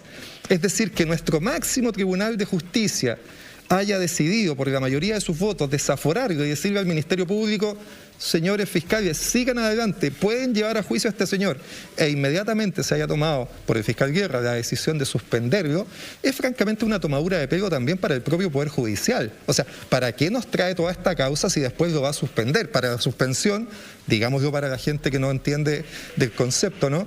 No necesitas desaforarlo, lo podría haber suspendido el primer día, la semana, el mes, no 3 años después cuando ya lo tienes desaforado. Entonces, también ahí, creo yo, hay una falta de respeto, una tomadura al rol que jugó la Corte Suprema en su momento. Esas son las decisiones que fueron haciendo que esta causa de a poquito la fueran matando de a poco, ¿no? Porque esa suspensión fue acompañada con la suspensión a la persona jurídica SQM, también un hecho gravísimo, una persona jurídica involucrada tan fuertemente en estos actos. La ley les permitía al Ministerio Público perseguir a la persona jurídica y también es suspendida con una multa sin ninguna que no tiene relación con la multa que pagó SQM en Estados Unidos. En Estados Unidos, donde el efecto SQM fue muy menor, paga 30 millones de dólares. Acá en Chile la Fiscalía le pide 4 millones de dólares, un séptimo de lo que pagó en Estados Unidos. Y la decisión, que también es muy criticable, es cuando decide no perseguir el cohecho. Un funcionario público que recibe 3 millones de pesos en su cuenta corriente. Estaban recién conversando de Fuente Alba, ¿no? Un funcionario público, estamos hablando de Pablo Wagner, recibía mensualmente en su cuenta corriente cada 2 meses 3 millones de pesos de parte de los dueños de una minera. Digamos que Pablo Wagner era subsecretario de Minería. Subsecretario de Minería, y los que pagaban, uno de ellos era controlador, es controlador de una minera. Dominga. Y la Fiscalía dice: no pasa nada, no es delito. Son decisiones inentendibles jurídicamente y que dan cuenta de este comportamiento que comentaba en la primera parte, que se inhibe ante el poderoso, ¿no? Porque al joven de la calle, a la persona que no da una boleta, etcétera, el Estado es muy riguroso con ella. Pero ante estos graves hechos, y eso es lo que a la ciudadanía le ha terminado de molestar tan profundamente, que se genere esta doble justicia finalmente. Fiscal Uribe, porque le tengo que decir fiscal Uribe, porque usted está hasta final de mes en el Ministerio Público. Estamos hablando de las debilidades y de hechos inaceptables. Lo que ha pasado con el Sename, que no sepamos cómo murieron más de 1000 niños, por ejemplo. Las platas políticas del Sename es otra arista. Pero yo quiero que usted me responda sobre esas debilidades a la vuelta de estos pequeños consejos comerciales para tener esta libertad editorial de hablar de la corrupción así, tal como es, crudamente. No se vayan, que ya volvemos.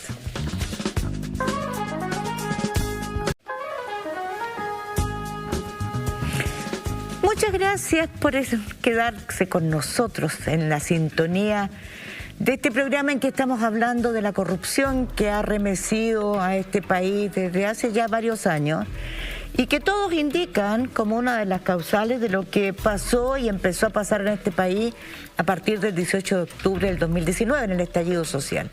Estamos con Mauricio Weibel, Paula Molina, mis colegas de Pauta Libre, y con 2 invitados de lujo. Carlos Gajardo y el ex fiscal Carlos Gajardo y el fiscal Claudio Uribe, que ahora entonces yo le pido que me responda sobre la autocrítica, pues, porque hay tantos casos en que los fiscales, no como usted dice, no han sido capaces de golpear la mesa también. Hay miedo a las represalias del fiscal nacional, porque lo que estamos hablando recién es que se hacen procedimientos abreviados donde no corresponde, otros casos uno no sabe en qué terminan. ¿Qué pasa? A ver, si uno... sería complejo decir que hay miedo a lo que diga el fiscal nacional, porque yo tendría que decir quién tuvo miedo y cuándo tuvo miedo. Yo no me consta, no puedo decir eso. Sí sé que en el Ministerio Público y en general, a mi juicio en el sistema de justicia penal, hay una debilidad estructural para poder investigar casos más complejos, ¿ya? Y eso lo podemos relacionar con falta de voluntad política de dotar a las instituciones que tienen que hacer justicia de los medios necesarios para poder investigar eso. ¿Qué medios? Por ejemplo, tener fiscales con mayor capacitación y con mayor dedicación a eso, con libertad para investigar, sin tanta burocracia detrás, con medios internos, es decir, con funcionarios dedicados, con policías que respondan a los fiscales, no con policías que en el fondo uno les da una instrucción y si no la cumplen no pasa nada, ¿ya? Da exactamente lo mismo. Hoy o día... sea, ustedes no pueden reclamar si la policía a la que ustedes les dan la orden no cumplen lo ordenado. No, sí, o sea, reclamar siempre se puede, digamos. El derecho a pataleo no ha desaparecido, pero la verdad es que uno no le reclama al superior jerárquico, que muchas veces es el mismo que impidió que el policía haga lo que uno le mandató a hacer. Entre paréntesis, porque a veces los mismos superiores jerárquicos tienen su propio mando y también tienen sus propias prioridades, y ellos sí tienen control sobre su gente. Entonces, claro, o sea, la fiscalía no tiene medios, los policías o no están interesados porque tienen otras cosas que hacer, no es una crítica tan tajante, digamos, pero o derechamente no hay medios tampoco, y tampoco hay una decisión política de empoderar a estas instituciones para que investiguen bien, para que investiguen a fondo. En esto tiene que haber una decisión del Estado de que estas cosas son importantes y de que tenemos que poner los recursos acá. Perdón, ¿querías decir algo, Carlos? No, me parece muy de acuerdo con lo que ha dicho Claudio, que representa además la mirada de la asociación, ¿no? En el fondo, su mirada es muy importante porque fue presidente de la Asociación de Fiscales muchos años y por lo tanto recoge ese sentir también. ¿Paula? Sí, me gustaría preguntarle al fiscal Claudio Uribe cuando él plantea varias veces que la lógica de funcionamiento del Ministerio Público es de evitar el conflicto con los otros poderes o el sistema político. Usted dijo de tratar de llevar la fiesta en paz. Pero sabemos que mientras se ha ido extendiendo esa forma de funcionamiento, y particularmente en relación a delitos de corrupción, pero también de colusión y otros, lo que se iba formando en Chile era esta sensación de indignidad, ¿no es cierto?, de una justicia que es de un corte para unos y de otro corte para otros. Y se fue juntando rabia en la sociedad chilena, ¿no? No hay que tener miedo de decir que lo que hay en muchos y amplios sectores de la población de Chile es rabia. Desde la Fiscalía, ¿cómo se vio venir ese proceso? Porque yo supongo que usted, y particularmente desde la dirección gremial, ¿cómo veían que esto iba a terminar horadando, si es que lo veían, nuestra convivencia finalmente y el sistema político completo como ha ocurrido? Vamos por partes. Yo diría que esta crítica que yo hago es más bien desde del tinte, del matiz que le da a la Fiscalía Nacional. ¿Ya? Es la dirección que viene desde ahí. Que efectivamente tenemos un sistema de justicia que tiende al clasismo, ya es una cuestión innegable, que, ojo, no es solo propio de nuestro sistema. Yo diría que es una crítica que le podemos hacer en general a los sistemas de justicia, por lo menos del mundo occidental, que son los que uno conoce. Pero ya, en Chile es una crítica evidente y es una cuestión que está ahí. Yo sinceramente tengo que ser bien autocrítico en eso, yo no sé si lo vimos venir. Yo no sé si vimos venir que se estaba acumulando una rabia tan grande. Probablemente en muchos de nosotros había frustración por lo que estaba pasando, se sentía que no se avanzaba lo suficiente, quienes de repente tomábamos un poquito más de distancia para mirar el proceso, veíamos que lo que es evidente, es decir, que en la medida que tú tienes recursos para afrontar un proceso penal, tienes mucho más posibilidades de éxito en el mismo que si no los tienes, digamos. O sea, sí, teníamos eso. Yo diría que sinceramente había algunos que detectábamos eso, pero toda la rabia que venía acumulada detrás por muchos factores, entre otros el sistema de justicia, yo no lo vi venir por lo menos, y siento que mucha gente tampoco. Bueno, ciertamente muchísima gente no percibió, no veía lo que se venía gestando en Chile. Y a propósito de lo mismo, Carlos Gajardo, una de las instituciones en las cuales las personas día a día, de la que más dependen, de la que sienten más cercanía, es de los municipios. Y lo que estamos viendo, particularmente en el caso de Viña del Mar, es que llega una nueva autoridad que dice, tras una larga gestión de la exalcaldesa, que aquí hay señales de irregularidades, señales de desfalcos, hay procesos allí en curso. Y tú te vas a sumar a esa... Crimen organizado. Crimen organizado. Muchas gracias, Mónica. Carlos Gajardo, ¿qué es lo que, no solo lo que vas a investigar, sino de qué importancia es lo que está allí en juego? Porque reitero, el municipio es una de las instituciones que todavía quedan más cercanas a las personas. Es de las instituciones más cercanas, Paula, pero también es de las instituciones donde también la corrupción ha hecho un trabajo permanente de horadar lo que ha sucedido ahí, y yo creo que tampoco hemos tenido la capacidad de eso, trabajarlo bien.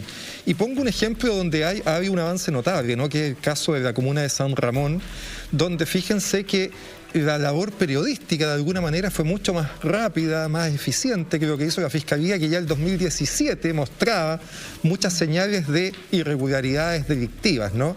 La Fiscalía afortunadamente accionó y hoy día, 2021, pudo dar un golpe importante ahí, pero llama la atención igual la lentitud que tienen los procedimientos.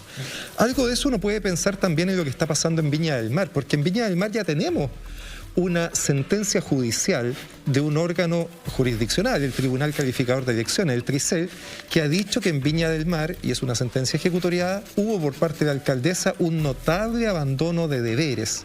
Y eso es una sentencia muy potente, ¿no? Decir que lo que tú tenías que hacer lo abandonaste de una manera notable, a partir de una déficit en el presupuesto de más de 20.000 millones de pesos en la municipalidad y de 12.000 millones de pesos en la corporación municipal. Eso como hechos ya a estas alturas asentados. Informe de Contraloría por una parte y Tribunal Calificador de Elecciones.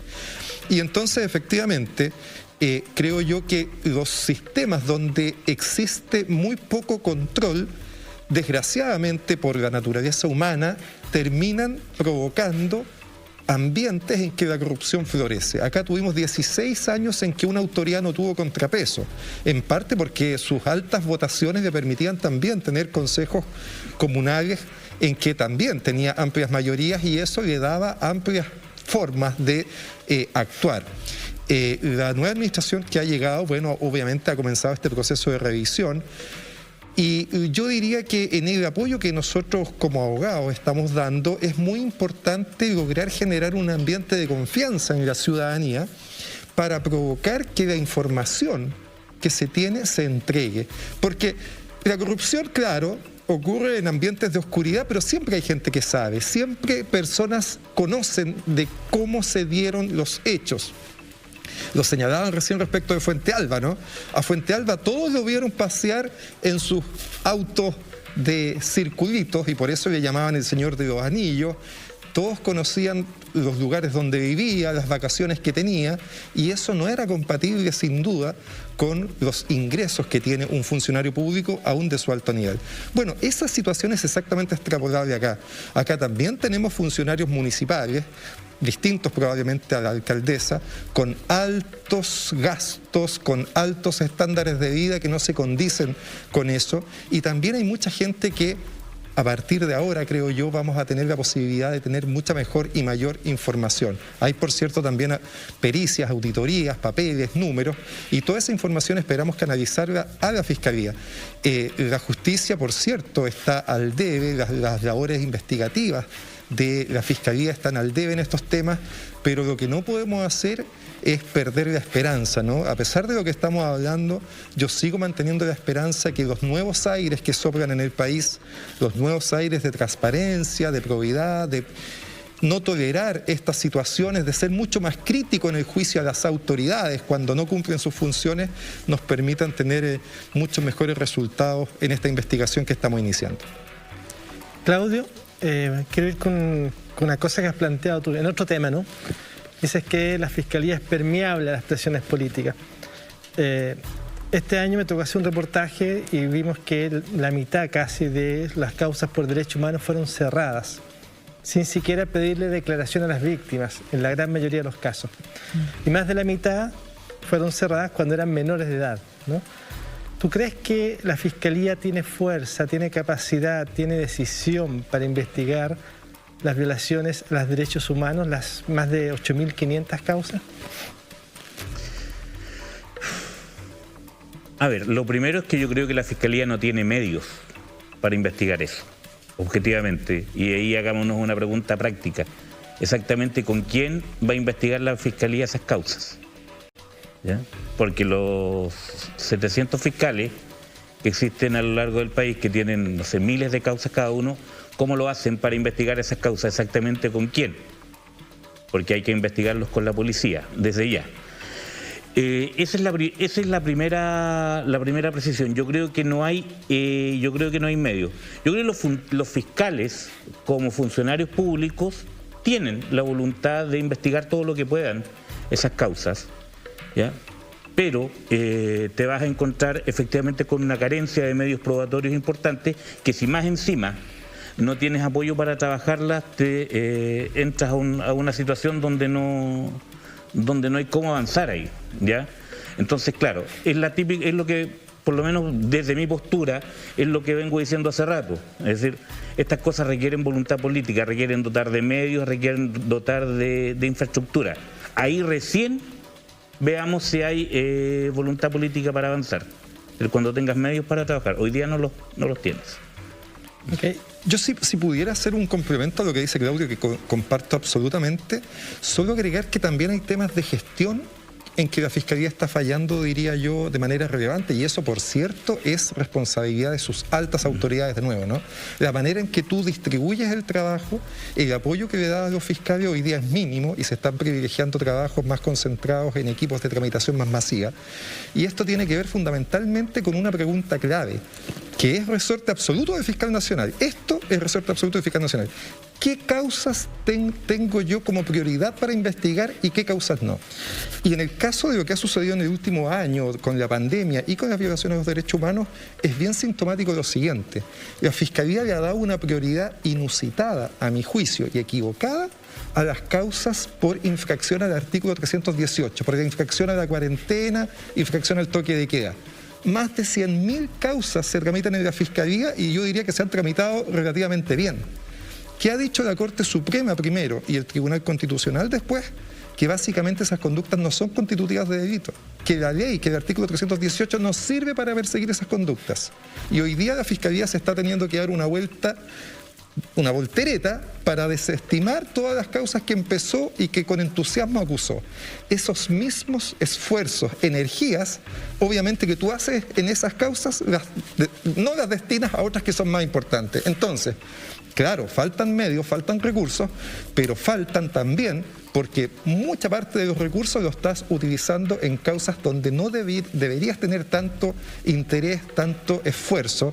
Y te pongo otro ejemplo semejante, los hurtos en los supermercados. La Fiscalía está llena de ese tipo de causas que, está bien, se comete un delito donde básicamente se protege un interés específico de un grupo de empresas que probablemente podrían tramitarse de una manera mejor, y eso permitiría favorecer estas otras causas que a mí me parece son mucho más importantes. A mí me parece un escándalo que en las causas de violación de los derechos humanos haya tan poco avance, salvo, por cierto, en causas emblemáticas donde ha habido un avance importante. El caso de Gustavo Gatica, donde yo soy querellante, el caso de Fabiola Campillay, en que se ha hecho un esfuerzo importante por la Fiscalía, pero en el grueso de las investigaciones, como bien señalas tú, Mauricio, desgraciadamente el avance de las causas es muy insuficiente, y yo creo que parte de esa responsabilidad tiene que ver con que los recursos materiales de la Fiscalía están destinados a causas que no deberían tener tanta importancia.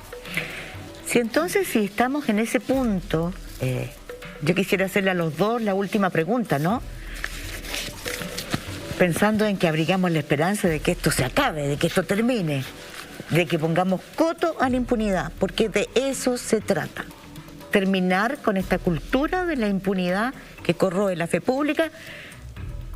Por ejemplo, digamos que el financiamiento ilegal de la política no está conceptualizado como un delito, empezando por eso. Y ese es el delito mayor, se lo procesa, se lo investiga como un delito tributario. ¿Cómo es posible, Claudio, que la Asociación de Fiscales hasta este minuto no haya planteado una propuesta concreta pensando en la gestión, en la falta de medios, en que la ciudadanía pueda ver realmente a qué se debe que todos estos voladores de luces de que digan que vamos a investigar los casos de derechos humanos, vamos a llegar hasta las últimas consecuencias, no son más que eso, es decir, los cambios que se requiere hacer? Y usted también, Carlos Gajardo, ¿qué se requiere en lo urgente? Porque esto no es para mañana, es para ahora. A ver, yo creo que Carlos da en el clavo con lo que dijo recién en algo que es bien relevante. Efectivamente, uno desde la asociación, desde lo gremial reclamaba siempre y reclama siempre por la falta de medios. Pero vivimos en un país de recursos limitados, donde no siempre van a estar todos los medios, y lo importante es cómo uno focaliza los medios y hacia dónde atiende, y qué es lo que quiere y qué es lo que debe investigar. Efectivamente, todo el esfuerzo que hicimos en el último año, porque así lo mandató la autoridad, para perseguir el artículo 318, que terminó en nada, pero literalmente en nada. Perdón, pero eso es circunstancial, pero es por ignorancia, ¿es por qué? Es que a eso voy, es una decisión política tomada, una decisión de política criminal, tomada por la autoridad que está, en este caso, muy mal pensada. Y que quienes la miraron y que todo el mundo dijo, esto está mal, esto no va, haber dicho a lo mejor coloquialmente, esto no va a flotar a la larga, esto se va a hundir, y se hundió. Y ahí perdimos mucha energía, perdimos mucho tiempo, y eso demuestra que los recursos, como son escasos, hay que focalizarlos y concentrarnos en las causas que son más relevantes, porque no van a salir cientos de fiscales más para investigar todas las causas de corrupción y de todo lo que hay que investigar, no van a salir muchos más funcionarios, no van a salir muchos más policías. Tenemos recursos escasos, pero tenemos que concentrarlos en las causas importantes y tenemos que tener, complemento, una autoridad fuerte, una autoridad que sea capaz de golpear la mesa, de presionar, de estar junto a sus fiscales, defender a sus fiscales cuando van a tomar decisiones que son difíciles, cuando son decisiones que van a importar que sean presionados, que sean molestados, que se les trate de poner palito. Bueno, tiene que haber un fiscal nacional que los defienda. Tiene que haber un fiscal nacional que esté con ellos. En este momento eso no pasa. Es que el fiscal nacional tiene hoy día una debilidad estructural que parte desde su origen y que la hemos podido ver a lo largo de estos años, y ya queda un año y eso ya no cambió. Así que en ese sentido, claramente, creo yo, la solución va por mejorar la política criminal y por tener una autoridad nacional empoderada de su rol. Usted decía recientemente, en la última, hace poquito, de que este intercambio entre el Servicio de Impuestos Internos y el Ministerio Público era nada, ¿no? Bueno, de hecho, el Fernando Barraza, director del Servicio de Impuestos Internos, fue ubicado ahí por el segundo gobierno de Michelle Bachelet, cuando desmanteló y sacó a Michel Llorrat y al subdirector, que estaban realmente con la convicción de que querían llegar hasta las últimas consecuencias en el financiamiento ilegal de la política con SQM y las demás empresas. ¿Qué se puede hacer ahora ya para que las autoridades, las fiscalías tengan más poder, tengan más medios el fiscal nacional sea electo de otra manera? Bueno, estamos en el momento clave para eso. Yo creo que hay un consenso transversal en la ciudadanía, que es lo importante, y ese consenso se va traspasando, diría yo, a la clase política que tiene que subirse a esta ola, ¿no? Hemos visto, por ejemplo, que después de lo que acaba de suceder con esta decisión de la Fiscalía, se ha movido de alguna manera de nuevo el piso en este tema, ¿no? El señor Peñailillo, que iba pero como avión de candidato a ser senador en la 8ª región, parece que ya nadie lo apoya y yo creo que su candidatura hasta aquí nomás llegó. Y lo mismo respecto a las iniciativas en que se le priva a la Fiscalía de poder hacer estas querellas, estas decisiones, estas investigaciones sin denuncia previa. Esos proyectos de ley que están estancados en el Parlamento, hoy día uno ve a todos los candidatos presidenciales decir que es de la máxima prioridad. Uno esperaría que eso se convirtiera entonces en ley de la República. Lo he visto señalárselo así a los candidatos, por cierto, que lo han impulsado desde el comienzo, que son los del Frente Amplio. Lo he visto también en los últimos días a Paula Narváez hacer declaraciones en el mismo sentido. Bueno, uno esperaría que estas cosas se concretaran y que el Parlamento entonces avanzara en ese sentido. Y yo diría, Mónica, que también hay una enseñanza importante para los que forman parte del Ministerio Público hoy día. Creo que durante mucho tiempo hubo cierta sensación de que todo valía para llegar al cargo de fiscal nacional o de fiscal regional, que no importaba cómo llegaras al cargo, ni qué reuniones tuvieras, ni qué compromisos hicieras. Fue muy conocido las reuniones que tuvo privadamente el fiscal Abbott, ¿no? Con Guido Ghirardi en su casa, con Hernán Larraín en la oficina de un abogado, de Mario Sumelso, etcétera. Todo eso yo creo que, si bien es muy negativo, es una enseñanza para los que vienen. El próximo año tenemos nueva elección de fiscal nacional. Abbott, con lo que ha hecho, desgraciadamente para su pesar, va a pasar a la historia como el fiscal que consolidó la impunidad en estos casos. Mira lo que te digo, ¿no? Para la historia, el fiscal Abbott, su legado va a ser que él fue el que consolidó la impunidad en los casos de corrupción. Bueno, yo creo que eso lo tienen muy presente los que están pensando hoy día con ser fiscales nacionales. Y tengo la esperanza, y abrigo esa esperanza, de que vamos a tener probablemente personas que van a llegar a encabezar estas instituciones. Lo mismo creo que va a suceder en el Servicio de Impuestos Internos, con nuevos bríos y con mucha mayor conciencia de que el cargo es prestado, es para cumplir una función y no es simplemente para llegar a él a cualquier costo. Yo creo que todo esto también es una enseñanza para el sistema. A lo mejor soy ingenuo en lo que estoy diciendo, ¿no? Pero firmemente lo creo. Bueno, esperemos que tus palabras finales, Carlos Gajardo, sean la esperanza con que nos quedemos esta noche, ¿no? De que el sistema va a cambiar.